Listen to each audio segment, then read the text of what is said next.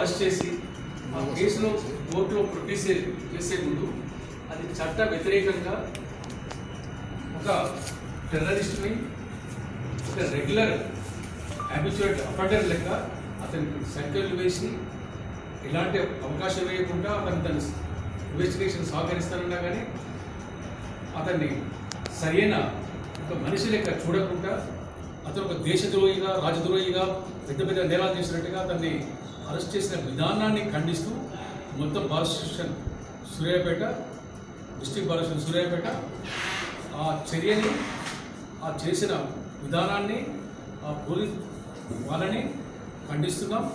ఆ పోలీసుల పైన ఎవరైతే అరెస్టు బాధ్యత ఆ పోలీసుల సరైన చర్య తీసుకోవాలి, చట్టపరమైన చర్య తీసుకోవాలని ఈ బార్ అసోసియేషన్ డిమాండ్ చేస్తుంది. అలాగే ఇలాంటి ఘటనలు మళ్ళా ప్రతిసారిగా పునరావృతం కావద్దని దానికి సంబంధించిన ప్రతిసారి ఇట్లా అడ్వకేట్స్ని ఏదో రకంగా టార్గెట్ చేయడం అనేది పోలీసుకి కానీ ప్రభుత్వానికి కానీ అలవాటైపోయింది. అలాగే ఎన్నో అడ్వకేట్స్ రకరకాల కేసులు వాదిస్తుంటారు, రకరకాల సమస్యలు ఉంటాయి. వాళ్ళకి సంబంధించిన విషయంలో అటు ప్రభుత్వం కానీ ఇటు సమాజం కానీ రక్షణ లేకుండా పోయింది. ఒక సపోజ్ ప్రాసిక్యూషన్ కేసు ఉంటాయి, డిఫెన్స్ వాళ్ళు ఉంటాడు, ఎవరైతే విక్టిమ్ ఉంటాడో ఈ డిఫెన్స్ అంటే వాడంటే కొద్ది నా భర్తను చంపుతున్నాడు, నా మగని చంపుతున్నాడు, నా తమ్ముడిని చంపుతున్నాడు, ఈయన కేసు తీసుకుని బాధిస్తున్నాను ఒకటి. నా ఆస్తి పోతుందని సివిల్ కేసు అయితే నా ఆస్తి పోతుంది, నా ఆస్తి వ్యతిరేకంగా ఈ మన పలానా వకీలు వచ్చి ఉండని ఒకటి. ఇలా రకరకాల సమస్యలతోని అలాగే ప్రభుత్వం ఎవరైతే యాక్టివ్గా ఈ ప్రభుత్వం చేసే రాజ్యాంగ వ్యతిరేక పనులు, చట్టపరంగా చేయాల్సిన పనులకు వ్యతిరేకంగా చేస్తే ఎవరైతే ఎలైట్ అడ్వకేట్స్ అరే ఇది కాదు, ఇది తప్పుదారని పోతుంది ప్రభుత్వం, ఇది సరైనది కాదు, ఇది చేయకూడదు, ఈ పద్ధతి ఇది కాదు, రాజ్యాంగం ఇది చెప్పింది, చట్టం ఇది చెప్పిందని చెప్తే దానికి వ్యతిరేకంగా ఈ వకీలు తిరుగుతాడు, ప్రభుత్వానికి వ్యతిరేకంగా తిరుగుతుందని ప్రభుత్వం కక్షగట్టి కేసులు పెట్టే పద్ధతి మొత్తం సమాజంలో ఉంది.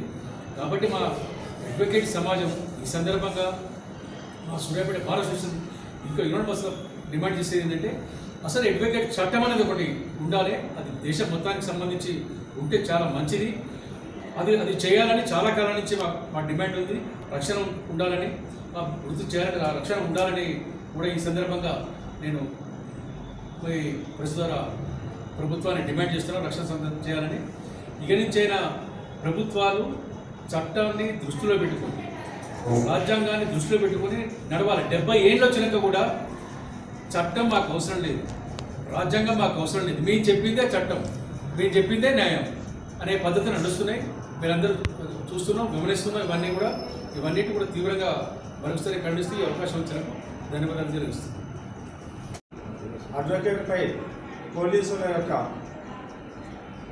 వాళ్ళు చేసినటువంటి చర్యలను ఖండిస్తూ ఆ సూర్యాపేట బార్ అసోసియేషన్ సూర్యాపేట జిల్లాలో ఉన్నటువంటి న్యాయవాదులు అందరం కూడా ఇవాళ వర్క్ను అబ్స్టైన్ చేయటం జరిగినది. మరి పోలీసు వాళ్ళు అడ్వకేట్పై చేసినటువంటి చర్య చాలా అమానుషంగా ఉన్నది. మరి ఒక అడ్వకేట్కే ఇలాంటి రక్షణ లేకుండా అడ్వకేట్కే సంఖ్యలు వేసి బెదిరించే విధంగా చేస్తున్న విధానాన్ని మేమందరం ఖండిస్తున్నాం. ఆ రకమైనటువంటి విధానం చేయడానికి గల కారణం ఏంటంటే వన్ ఆఫ్ ది గవర్నమెంట్ కూడా అని చెప్పొచ్చు.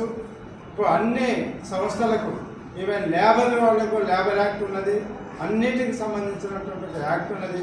కానీ అడ్వకేట్లకు మన డాక్టర్లకు కూడా వాళ్ళకి సంబంధించినటువంటి యాక్ట్ ఉన్నది, అడ్వకేట్లకు మాత్రమే లేదు.